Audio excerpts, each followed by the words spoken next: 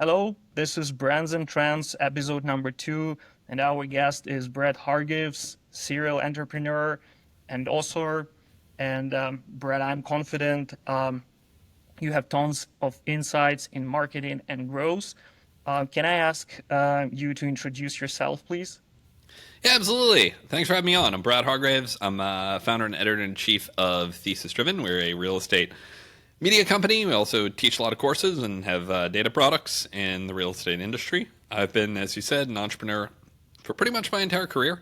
Paid for college by selling antique furniture on the internet, and happy to tell that story. If and Built a couple of companies over the last 20 years. General Assembly, focused on tech and design training, and Common, which was a residential operating company. Brett, I'm very excited about story of Common because that was a very new product to the market. It was about co-living property. So people didn't know they need this. And you built this category from scratch. And what was your tactic? What worked the best? Was it like the proper positioning, or was it investment into brand trust, or was it like the best choice of acquisition channels? Can you share, please? Yeah, totally. So, I mean, Common was a resident, as I said, residential operator, but we particularly focused on things like co-living and micro apartments that were novel and emerging at the time. Um, Co-living is a great example of something that was already happening out there. I mean, people sharing apartments with roommates. We just formalized it and we professionalized it from a management and a design standpoint. And so brand was incredibly important. So like starting with that kind of, back then we leaned a lot on, it's great photos of our spaces showing, their design. We got a lot of pieces in, you know, architectural trade press and things like that, built this brand that like this is not just another apartment on Craigslist that you're sharing with roommates. This is something better and something a little elevated, and that certainly paid dividends in terms of bringing people to us and giving us a marketing lift. And the great thing about investing in brand is it actually increases the ROI of every paid dollar you do. So it's not like brand versus paid. It's they actually work synergistically, and the more you build your brand, the better you're going to be able to run paid campaigns because people have heard of it before. They understand it. There's, if they search it, there's things they can find. So those things are, additive, not oppositional. So it sounds like you've been investing both in paid channels and investing into this indirect thing like brand trust, and that worked well. But how you came up with this strategy? Was you doing like a super deep market research, or was you very creative around storytelling, or you were building community? Um, like what was happening step before that? In terms of coming up with the idea for Common itself, And it's marketing strategy, GTM. yeah, totally. So we saw the idea in terms of we were building General Assembly, which is a trade school, brick and mortar. We had locations in 20 cities, 6 countries, and so many of not just our students but our employees and our instructors, when they went to come to a General Assembly location, would That sorry, Brad, that was question about the common, like still no, I know, about. but it starts with General Assembly Oh, okay, okay. because the idea for Common came from General Assembly, which is when you're watching our students, they're living with roommates. And I'm like, there has to be a better way to do this. Like, this is crazy. You have people who, are instructors making, 6 figures, like moving to New York. It's so expensive. They look for a room on Craigslist. And so we said, okay, that here's the opportunity to build something and build a brand that resonates with them. That's a place that they can live, that they'll look at and say, hey, this is me. This is a place I need to be. And the bar was low. So we didn't have to, I mean, we did a lot of things, honestly, we didn't even have to do in terms of building a brand just because the alternative was so bad.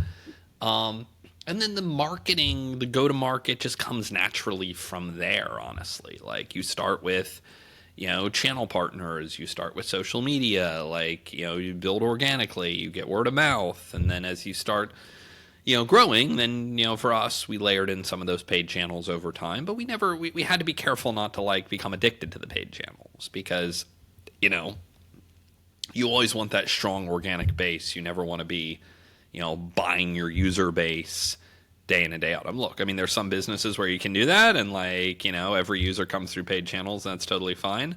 Generally, not the type of businesses I build. Sounds like a great story. So you created one business, General Assembly, made an exit, and used insight from this business to create Nextthing, Common, the co-living spaces, and you scaled it also pretty significantly, right? To what level?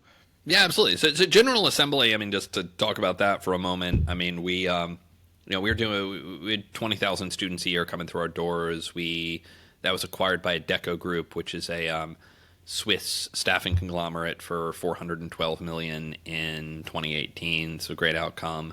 And Commons had started a few years before that, kind of as an experiment of like, hey, can we create these new kind of living spaces? Scaled that to we had 8,000 apartment units by 2022 when we were acquired by a German company called Habit. So Mhm. I've two companies sold to European operators. I don't know if there's any trend there, but that's what I've done. Okay. So sounds like you're feeling market very well, and you're not coming with crazy ideas from the inside. You're just pretty curious and conscious about what's happening around, and that's how you are creating new products. Um, and you definitely have a talent to this.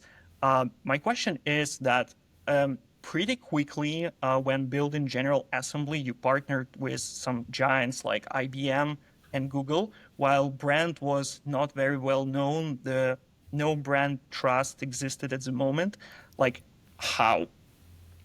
So I would say we built brand early on with the people that mattered. I mean, we were not a known entity. We were not, going out and marketing ourselves widely. But if you were doing cool and interesting things in digital, you knew General Assembly. And particularly if you were in New York, where we set up our first campus, my co-founder, one of my co-founders of General Assembly was Adam Pritzker, and he came from a hospitality background, and the Pritzker family is one of the most famous and successful hospitality families in the U.S. And he brought an understanding of brand and how to build a brand among the people that matter that was revelatory to me in terms of building this beautiful space, getting the right people in there. We would host the right events. And if you were a chief innovation officer, head of digital at a B2C brand, Fortune 500 company, like you probably had been to an event at General Assembly. And like, we weren't in the news, we weren't getting out there, but the right people knew about us. And Hmm. we were able to partner with them fairly early on initially to do enterprise trainings, but over time that expanded into, partnered with them on the credentials we launched, hiring pipeline of our graduates into their companies. So we're able to kind of land and expand in terms of those relationships, which initially started at a very high level. Initially it was, we'd get 15 of their top executives to come into our campus for a day of conversations and talks about the future of digital. And that was a great place to expand from into other things because it was an impressive day and we got their attention. Building brand on the right people. This is not what I hear pretty often. Like I'm in touch with a lot of founders, early stage startups, with a lot of CMOs, and they all are obsessed with go-to-market strategy, different metrics, tools, channels, everything else. Seems like your strategy and your approach is creating the true value with your product, and everything else happens organically, and you are attracting right people, and the growth happens organically, and that sounds uh, like a magic. Well, that's a kind of business I prefer to build, and I don't want to say there's one right way or one wrong way or anything like that, but I want to build businesses that have really strong word of mouth, and that word of mouth should accelerate what you're doing on the marketing and brand building side. I mean, I think brand is fundamentally about, the relationship that people out in the world have to a company, have to a concept. And in the fullness of time, that's going to be shaped by their interactions with that concept first and foremost, as opposed to any marketing messages that are putting out there. And if and the marketing message can probably get in front of the reality a little bit, and that's okay. But if it gets too far in front, then that's obviously a problem. And if anything, I would rather have the marketing message behind the product. I mean, some of the things I think we do at Thesis Driven now, I'm like, wow, we don't do much to talk about these things. We built some cool stuff, but I'm always given the choice, probably going to double down on building more and honing that. It doesn't mean you can't be sophisticated around marketing and thoughtful around it, but it's always got to be product led. Well, that sounds like words of real CEO. Let's dive into some sort of tactics around that. Because Absolutely. Did you have a CMO in General Assembly? Did you have marketing team? Did someone measured your efforts, measured paid channels? And was this the marketing team working with you through the whole journey, or there were different stages? Yes, I would say we absolutely had a marketing team. Reasonable people can debate kind of what the titles of that team should be and, who you should hire. And I would say if you're a fast growing startup and you put a JD out, a job description out, hiring a CMO, you're probably in for a world of hurt because you are going to get people from big companies who've been CMOs before. And those people are primarily philosophers and strategists. They're not actually out there like building the campaigns and doing things. And, in many cases, their understanding of what works in marketing is pretty dated. Because one thing about marketing is like the principles, the things I'm talking about here at a high level of like building great products, building brands, like that stuff is universal and, timeless. The things that are like, here's how to build a lead magnet on LinkedIn today and like generate, an email list, that changes month to month, quarter to quarter, year to year.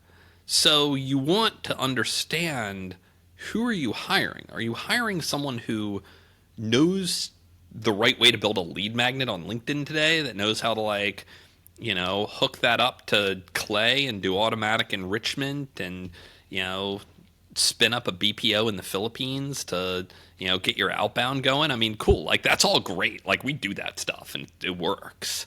But, like, that's different than a CMO or like a high-level executive who's going to, be much more about the macro. They're going to need people on their team who do all that kind of stuff. And they'll be great at board meetings. What was the moment in General Assembly when you realized that you need somebody more senior, like a CMO, rather than just pure marketing ops guys? Honestly, I don't know if we ever had a successful CMO at General Assembly, to be honest. I mean, we hired people with those titles, but like, I don't know. It's a good question. I'd have to think a little bit more about that. Clearly people added, like, we had people who added value, but my point is that from what I heard, you always been a product-led founder and product-focused CMO or CEO, sorry. And how much time you invested into delegating this to marketing team, and what was your priority in terms of building this? So that's a different question. I mean, I think the philosophy has to come top down. And to be clear, I was never CEO of General Assembly. I ran product and I was co-founder. But it's got to come top down. It's got to come from, the CEO, the founding team that lays out what the priorities are. But then, Marketing, it's about, you need someone who can come up with the experiments, who can figure out like, here are the things we want to try, and then you need people to act on them. And honestly, my co-founders and I loved coming up with the experiments of like, here's what we're going to try, here's what we're going to do. Ooh, like, look at this user flow, like that's awesome. And then so the best people, when I think about the like real rock stars that we had on the marketing team, they were those kind of mid-level people who were thoughtful enough that they could parry with us on experiments to run, ways to measure it. Like, hey, we ran an experiment. What do these results tell us? Like, what do we do next? Like, they could come and understand those things and have that conversation. But they're also willing to get their hands dirty. Like, they would say, okay, cool. Like, now I'm going to go back into,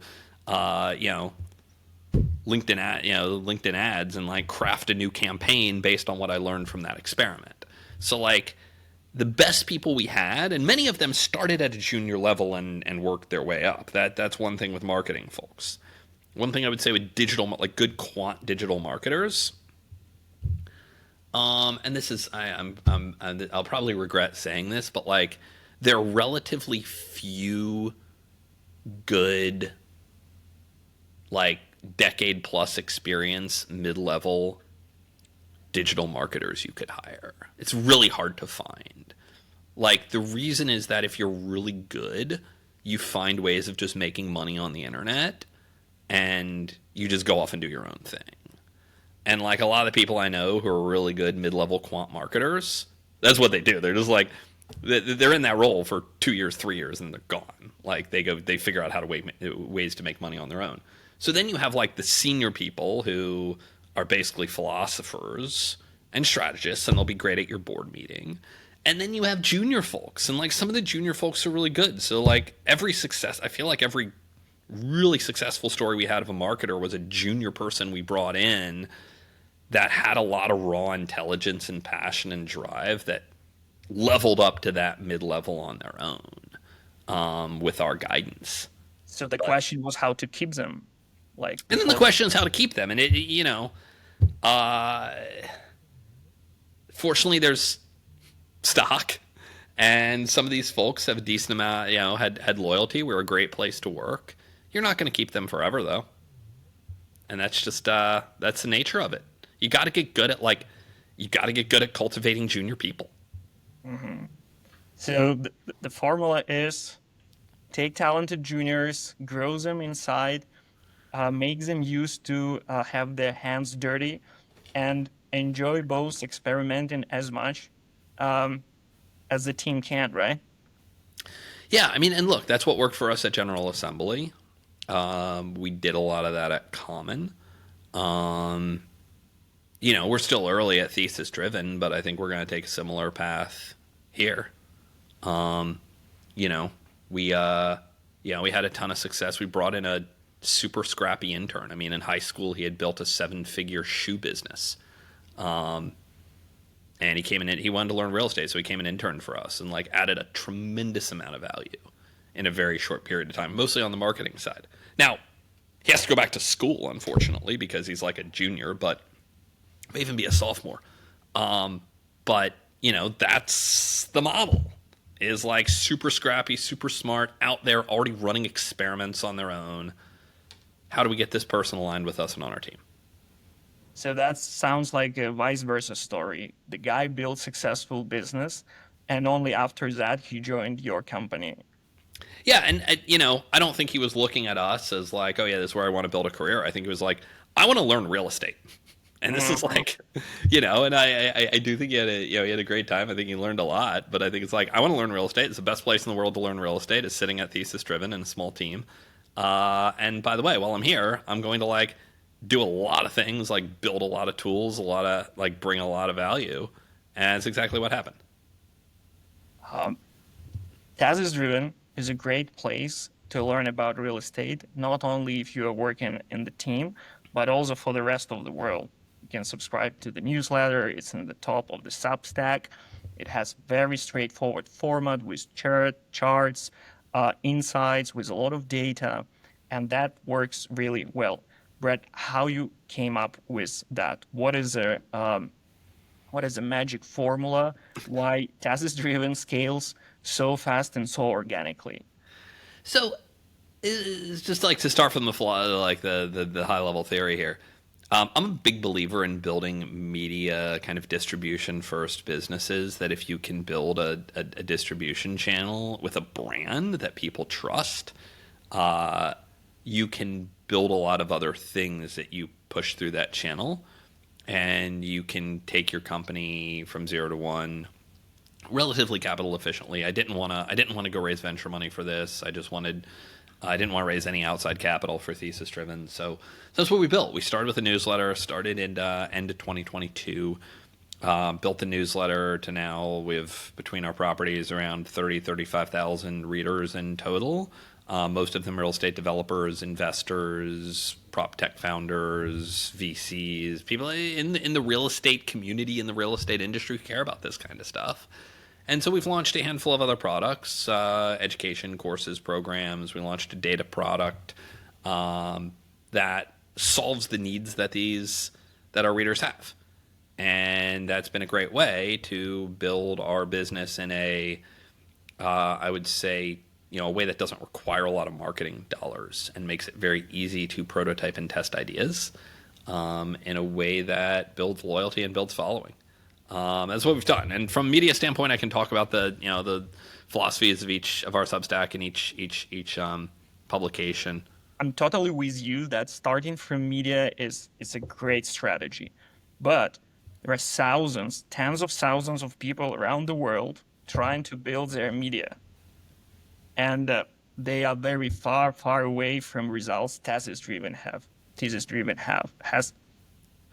So still, why you believe it is successful? Because you know your audience very well, because you know your market very well, or because you are so sophisticated and talented in media? No, I have almost no experience in media. I've never run a media company before in my life, so it's certainly not that. I would say I identified a hole in real estate trade press where, not to get too into it, but like the news that was out there already was way too transactional. It was just this person bought this building from this other person. Here's how much they paid. Here's who the broker was. That's what all real estate trade press kind of boiled down to. And that's fine, and that serves a need, but it's not tied into the higher level picture of where are things going, what's happening out there, what matters in 2 or 3 years. And so I did kind of identify, I think, this underserved niche in real estate media and just attack that niche. Now, I think AI is a good thing in a lot of ways. I think it's a wonderful tool. I'm not a Luddite. But I think it is absolutely raising the bar to build a content business. Because if you want to go out and start with content and build a media company, you have to have insights that go beyond what you can get from ChatGPT. And ChatGPT is pretty good, actually. Like, you can get a lot of good stuff out of ChatGPT. Sometimes it makes stuff up, but like, you can generally get a lot of good stuff out of it. So like the bar to have a quality of insight that is beyond just what any schmuck can go to ChatGPT and get, that's hard. That's hard. So how did you get your portion of insights? Well, I mean, for one, I've been in the industry for a while, and I think I have, at least I believe I have takes that are kind of unique and contrarian. And that got a lot of attention. And I also write about very niche topics. I mean, my first ever letter was like, let's dive deep into like what makes a hotel to or a office to residential conversion work. Like, when do they work? When do they not? I interviewed people who are actually done it. So that's different content than you can get from an LLM. But that bar has risen since then. So you have to you have to keep up with it. So it's one of just like getting those kind of unique insights. And now I tap into a lot of guest writers. So it's like, now if you want to hear what some top VC thinks about where fraud detection is headed, if you want to hear from a founder of a technology company and how data is driving decisions for him or her, that's something you get out of thesis driven. And that's differentiated, and people pay for that.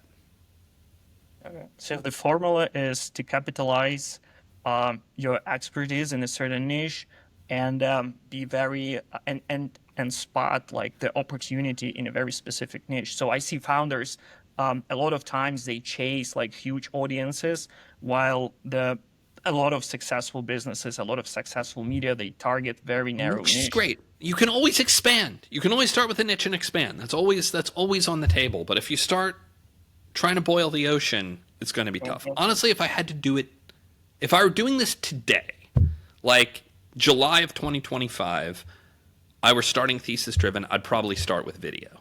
I probably would be doing YouTube, YouTube Shorts, LinkedIn Live. I would probably be way more video focused than I am today because it's going to take a lot longer for AI to come for video. I know you started, right? You started your own YouTube channel and a podcast, right? Yeah, we have a podcast, we have a YouTube channel. I should probably pay more attention to it than I do.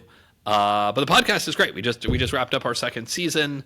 You can get it on YouTube, Spotify, Apple, a bunch of places where I do hour-long interviews with real estate and technology leaders.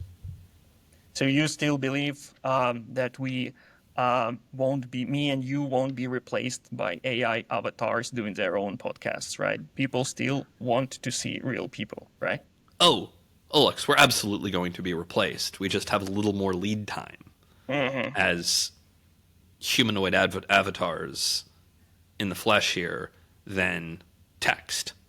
Text is, you could argue, already replaced unless you have some particularly special or unique insights or access. Video will take a little bit longer, but like there's absolutely, I got pitched the other day on someone who was going to create a video version of me. So I could, I don't know, provide like sell consulting services or something as like a video me. Are you afraid or you are excited like that you will orchestrate this bunch of AI avatars and AI tools and you will be able to produce much more content than you are able to produce right now? I have two minds of it. On one hand, I think there are a lot of like utilitarian benefits to it, and I generally think the arc of technology has improved the human condition. So I come at it from a place of optimism. I do believe that our monkey brains are not really wired or prepared for what is about to come. When we cannot trust what we see, when the vast majority of content is fabricated in some form or fashion, and we don't even know whether we're talking to a human or to a robot. I don't think we're prepared societally for that. And I would say when you're talking about the frontiers of like video AI, my concern for society at this point supersedes my interest from a business standpoint. I'm going to be fine. Like I can always make a little more money or a little less money, and I'm going to be okay. But like, if the fabric of society breaks down, we have bigger problems. I hope it won't happen. We'll figure it out, Brad. I believe so. Knock on wood. Brad, you have experience creating businesses which bootstrapped, and you have experience raising money from VCs, like tens of millions, as I know, for Common, as I remember. And a lot of founders and CMOs who will look this podcast, they are raising. They're trying a lot of different pitch deck styles, slides. They're talking with tens of VCs and angels. They're getting a lot of refuses, and a lot of VCs just ignore them. This is part of the journey. This is painful. What is your main advice about the pitch deck and pitching? Well, I mean, my first advice would be if there's any way you can avoid raising money, avoid it. I've had great investors through the years. I've had wonderful boards. I mean, incredibly supportive people who have, several of them who have become dear personal friends of mine were investors, some of whom I've made money for, some of whom I've lost money for. Net on net positive. But if you can avoid raising money, avoid it. I would say if you've decided to go down that route, really hone in on what makes you and your company special and differentiated. And focus on that, because these VCs, they get so many pitches. They get so many pitches. I was an entrepreneur in residence at a firm for 6 months between General Assembly and Common. And, they gave me an email address. And I was an EIR. I wasn't an investor. I wasn't writing checks. But, oh my God, the volume of email, the volume of inbound pitch decks I got was extraordinary. And it totally changed my view of like the bar to get interest and get traction from VCs to be different is extraordinarily high. And that goes back to my main point of like, if you can avoid raising money in any way, don't. And I do think there are a lot of, and there's some entrepreneurs who inevitably have to raise money, and there's no way around it. But for everyone that truly needs it, I feel like I meet 4 who just haven't gotten creative enough with how they build a business without it. Mm-hmm. And, I think most companies can start as services firms, and that's okay. Mm-hmm. You learn from your customers, you understand what they need. That will help you build eventually a product and get you there with real revenue that you can invest back into building that product. I think a lot of entrepreneurs aesthetically don't like that. They're like, I don't want to be a consulting business. I don't want to be I don't want to be services. I don't want to do custom work. We're not aesthetes here. We're not building some platonic ideal of a company. Like we're hustling. We're trying to make things happen. And I think many of those people would be better served like working with their target customer as a services provider, as a consultant, than spending 6 months pounding down the door of every VC. Mm-hmm. Well, my observation is those entrepreneurs who raised money, like with their second or third entity, they, like 99% of them moves towards bootstrap business model. Yeah. Yeah. I see the same thing. I mean, some of that is because, if you've made money at a previous company, you can do that. And even if you've had great experiences with investors, like there's reasons to do that. That money you take, you got to pay it back. It's not debt. I mean, they're not going to come take your house. Like, it's not full recourse, but like that comes out first. It's preferred shares. Are you investing, Brad, in early stage startups or scale ups?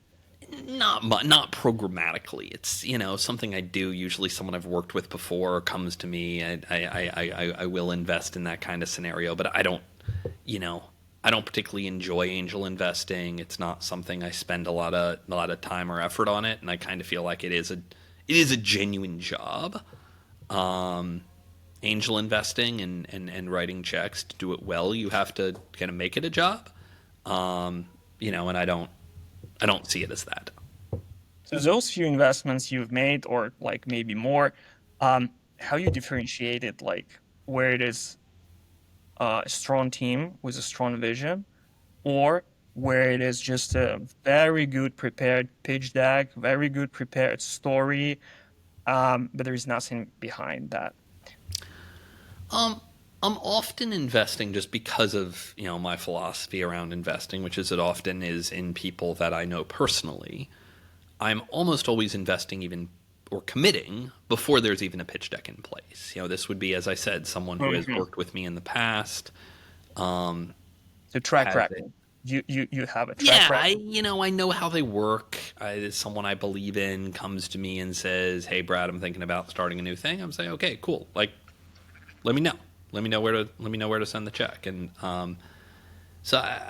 that's mostly my model. And I usually then am in a mode of like, let me help you with your pitch deck and like, put it in a good place so you can, if you're going down the fundraising route, you can get a good lead and make intros and all that. Are you consuming content, Brad? Who inspires you? Whom you follow? who provides you with your insights like on a high entrepreneurial level? Ooh, high entrepreneurial level. I don't know. I mean, there's a lot of people I look to. I would say for the tactical day to day, what's going on in the world out there, and I would really encourage entrepreneurs to look a little bit beyond their normal scope. So like I just did a show with Harry, the driverless car guy, who Mhm. runs an awesome podcast and is putting out some of the best content around the rideshare world and the driverless car world. I mean, I think that's Mhm. going to be a real sea change in terms of what's going on in the real estate world. So I'm usually looking at like relatively niche stuff and trying to keep up with what's going on at the frontiers of technology, whether it's Mhm. AI, autonomous vehicles. Packy McCormick is a great source for kind of emerging novel technology. He's been covering that for a while, and if you want to read about like what's going on with the future of nuclear, he's a great person to follow. Mhm. So I would say a lot of my content consumption is much more like tactical. What's going on out there? What do I need to know from a technological standpoint?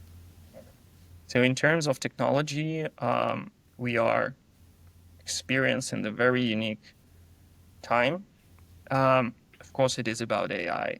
We both love technology, but how do we use it, Brad? What are few tools, AI tools you're using daily, like except of ChatGPT?